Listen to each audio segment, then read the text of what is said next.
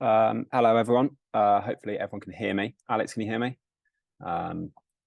Perfect. Yeah, hello, everyone. Thank you all for joining us tonight. We're going to be going through the Teamo Lottery, basically our new fundraising tool that clubs will be able to use and hopefully help all the grassroots clubs generate as much revenue as they can. This webinar is being recorded. So if you want to see highlights or anything like that, you'll be able to, we'll email out the video tomorrow along with some more information. So how to join the PDFs and then the case study that we're going to talk about here tonight.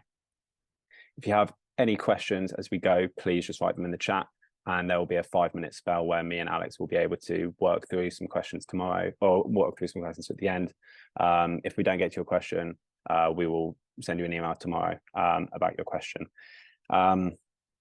So yeah, the webinar will consist of me basically chatting to Alex about how he's found lots of clubs go through this journey. And yeah, as I mentioned, there'll be a summary video tomorrow with an email. So just to introduce myself, if you haven't met me already, I'm Ollie. I'm the Senior Account Manager at Teamo. So some of you might know me, some of you might not. I'm also the person from Teamo who will be sending you out some graphics or some other email content that you can then share with your members. Alex, people might have read a little bit about you, but hopefully you can give us a little bit more now. So yeah, in case anyone has not read about you, can you please tell us a little bit about yourself and about your work? Yeah, good evening. Well, I come from a sort of a sales and marketing background. I started working in the, I suppose, the charity sector, or working with charities over a decade ago. I've worked with pretty big charities such as the British Red Cross, RSPCA, UNICEF, Age Concern, but also worked with smaller charities, local charities. I live up on, on the Wirral, so Clatterbridge is a local charity. I work with North Wales Super Kids, Vibe, Heartbeat, and these are probably charities people haven't really heard about, but they're relatively small. But I have also worked with local sports clubs in terms of their fundraising and lotteries. Worked to Widnes Vikings, Ospreys, Bristol Bears, and also local clubs like Vauxhall Motors and Glenavon. So I work with charities, predominantly in fundraising, and then for the last, I suppose, 7 years of well, I've just left, literally just left a few months ago, Everton Football Club, around the lottery there. And the money that we raised from the lottery went to the charitable arm of the club, Everton in the community. So sort of left there a few months ago, and now concentrating on this. Amazing. Can I ask why clubs should choose a lottery over other fundraising ideas that they might have? Well, a lotteries are huge. It's a huge industry within itself. I think if you look through a lot of charities, big, small, sports clubs. In fact, actually, lotteries started from a sporting environment. A lot of football clubs have used a lottery for a very, very long time. From the 60s. So it's out there. People know about it. And what's good about a lottery in itself is that you can really pinpoint a goal. You can say, this is where the money's going to be going. And people sign up for that. They join a lottery because they go, yeah, I want to help. I want to give to the cause. But the crucial thing about a lottery, because a person can win something, every month or so, they've got a chance. They actually play for longer. So against regular giving, you actually get more in return. So it's a great part of your sort of overall sort of like fundraising portfolio. I realise I might have missed out a little bit what exactly the Teamo Lottery is. Do you want to explain what the Teamo Lottery is for people who might not have heard anything before and read all of the articles that we've written about it so far? The Teamo Lottery, well, it's a lottery for you guys to sign up to join, as in create your own lottery for yourselves, all branded in your club's colours, and it's a chance for you to then promote it within your club, and your members, the people that join through the individual club, will have a chance of winning up to £10,000. There's a guaranteed £1,000. There's lots of cash prizes, basically. So it's a very simple, effective way. You can just literally almost just press a button, and within the week, you've got your own lottery, branded lottery in your own club colours, and you're ready to go and ready to promote it and ready to get the benefits from. Yeah, it should be said as well that the ticket commission, 50% will go directly back to the club. So it's a great way for clubs to raise money whilst also the members having fun and the members potentially winning some money as well. So despite these benefits that the club could obviously win loads of money and the members could win money themselves, why might people sit on the fence, and how would you go about convincing a committee, say your local rugby club or your football club, that the Teamo Lottery is a really good way to go forward? Well, again, I think I think in my experience when talking to decision makers about whether or not they're going to introduce a lottery or not, is mainly around misunderstanding what it's about. It's a very simple and effective fundraising tool. That's it. And I think the worry would be really the only one negative a sort of encounter, which is understandable and but is easily answered, is around about the gambling aspect of it.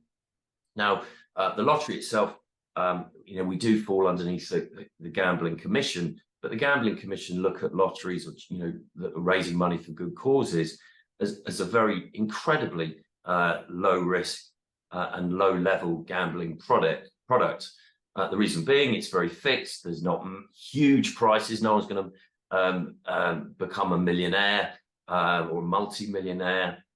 So there's not a lot of addictive qualities to it. The draw takes place away from viewing, so people, you can't just buy a ticket and buy more and more and more. It's fixed odds, and you really only get 1 or 2 chances per month. So it's actually a huge industry that is growing and is recognized now as one of the top 3 most common forms of giving by charities.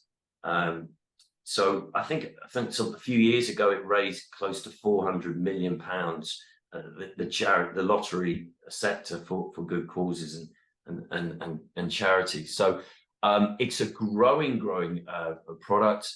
So I don't think there is no worry in that aspect in terms of gambling.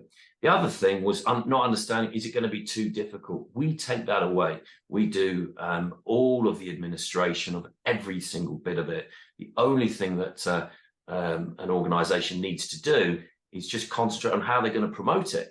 And that's where hopefully I can come in and help and give some ideas. Going to say that leads perfectly on to my next question, which would be, first step done, everyone's signed up. What now? How do we then go about things moving forward? So the start, they join. I think one of the things, or one of the clubs, a local club, to me is Vauxhall Motors. So sort of give you a brief sort of case study about that. My son plays football. I coached at one of the teams at Vauxhall's, and I spoke to the chairman of the club and explained what I was doing, and he said, well, yeah, let's have a chat. And he immediately saw the benefit. He could see that we would take care of everything but he needed to help just with the promotion of it all. So joined, obviously had no members, so he was the first person to sign up, if you like, and he then started talking to everyone, within the club, the coaches, the staff, or the volunteers, anyone that's connected, saying, look, this is what I need you to do. Come on, jump in and sign up to the lottery. Now, the important thing is he sort of championed it himself, so he became what we call a lottery, the lottery champion. So he's someone who's pushing it, and the goal was, and this is really really crucial, is that he wanted to put the money that was raised from the lottery to one thing, and that was the clubhouse. So he was saying, look, this is what we need to raise. This is how we're going to do it. And one of the important factors, obviously, is the lottery. So immediately people could get behind the goal and can see and understand, where their actual money was going. What was quite interesting and a really good idea by Tony is that he did a video himself explaining where the money was going. It was put on the social media sites, put on the website, but it was also then put, I suppose, as a link to all the WhatsApp groups within and involved with the club. He set a competition for each coach. So each coach said, right, you get as many parents on board, your team will win a prize, whatever it may be. And it grew pretty quickly, got up to 50 within a matter of a few weeks. No issue whatsoever. What was also crucial is that obviously every match day they had paper called direct debit forms to sign up, really simple forms that when the parents were coming along, they were on tables, there were posters around the ground, and people could sort of see it. They could either download it on a QR code from the poster or actually sign up at the site on a form, an actual direct debit form. And that was the initial start. They got up to 50 so quickly. The growth was incredible. People got behind it. And one of the ideas that he did was, he said, if people do sign up, there'll be I can't remember what it was, but a discount on the fees, on the membership, on the subs to play, for the club. So he came with lots of ideas. He was pushing it, posters everywhere. Had some signage that he did at the ground, so he put it on a fence so everyone walked past it and could see about the lottery. So yeah, obviously initially starts up with a few people, and then you ask your friends to do it, and then get the ball rolling. So you'd normally recommend having a lottery champion just to get the ball rolling from 10 to maybe to 50, and then you keep obviously getting this champion to push out the direct debit forms. And then you can start pushing it on social media with a QR code, and then you can incentivize other people to get involved with discounts for memberships or having competitions with teams. Is there anything different that you should do if you've already got 50 members on the platform, and then maybe you want to get to 200? Because obviously selling 50 tickets, you're getting about £125 a month for the club. And obviously if you double that, 100 tickets, that's £250 each month for the club, which is absolutely massive. So is there anything different that you should do from going from 50 members up to 200 members, or is it just more of the same? I think what's crucial to underline the point is to have someone that is in charge of it. I think what I've noticed before is if someone is sort of not taking charge of it, people are leaving it up to each other, and nothing really happens. It doesn't fulfill its potential. So someone's in charge of it. And that's crucial. So, but just keep doing what you're actually doing. Keep promoting it. Don't go quiet. Don't need to do it for all the time so people switch off. But make sure it's up there on the agenda in people's mindsets of what can we do this month or this quarter about promoting the lottery. What was good, obviously, whenever there was a winner, it's highlighting that.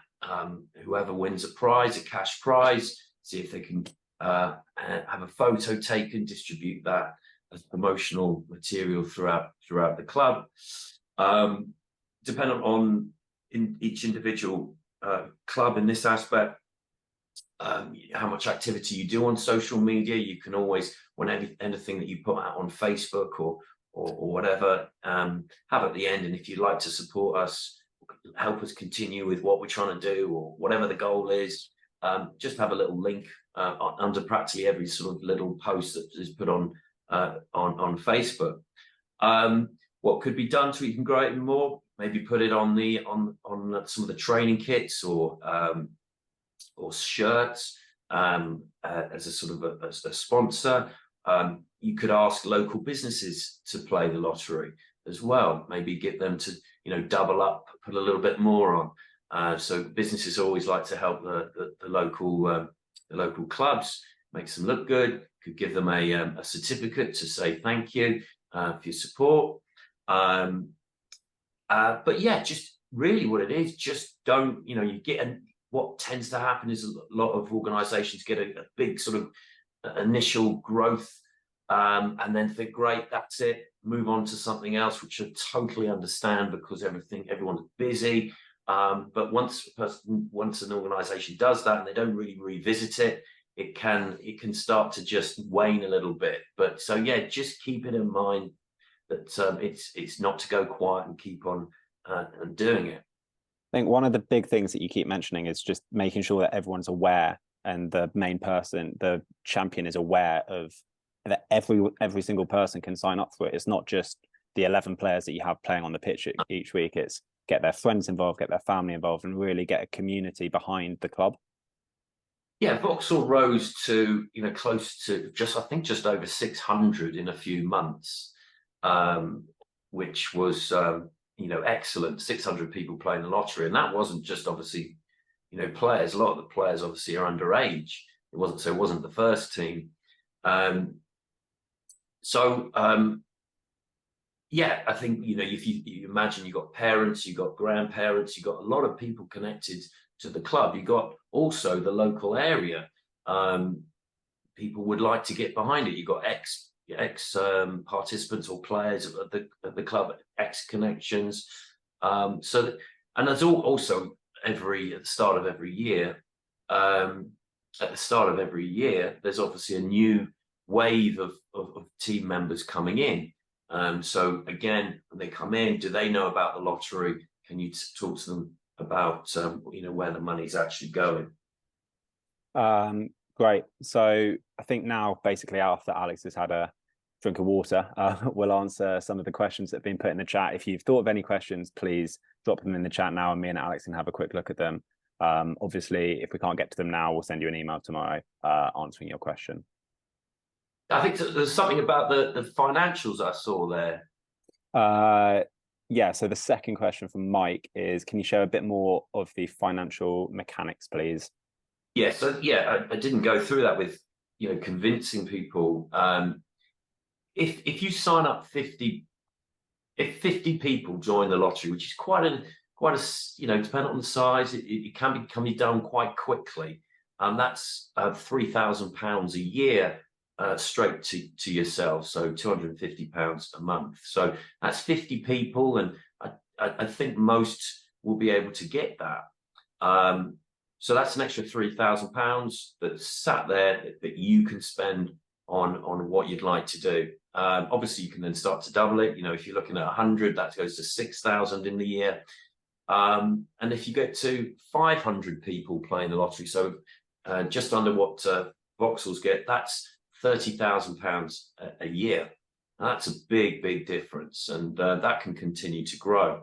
And for the bigger clubs, maybe 1,000 people, that's you're looking on a lot of money there, and £5,000 or something an actual month. So I think it's a worthwhile product, or it's a worthwhile project to look at and actually go, we can actually change what we can do. Perhaps we can actually get that clubhouse, or perhaps we can get that new pitch, or we can get whatever it can be used for.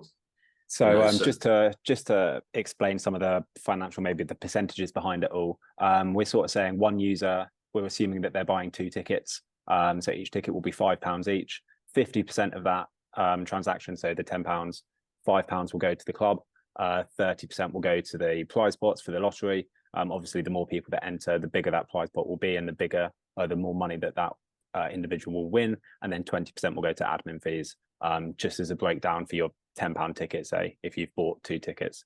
So that's where these calculations are coming from. We're assuming with 100 tickets, you've got 50 users, so they've all bought 2 tickets, which would then be £250 a month to the club, which obviously over the 12 months gives you £3,000. Next question we have. So Philip Smith has said, you've talked about recruiting new players. Do signed up players auto play each week, or do they have to be reminded to play each week? No, it's an automatic direct debit of £10 a month. So once it's signed up, that's it, it's done.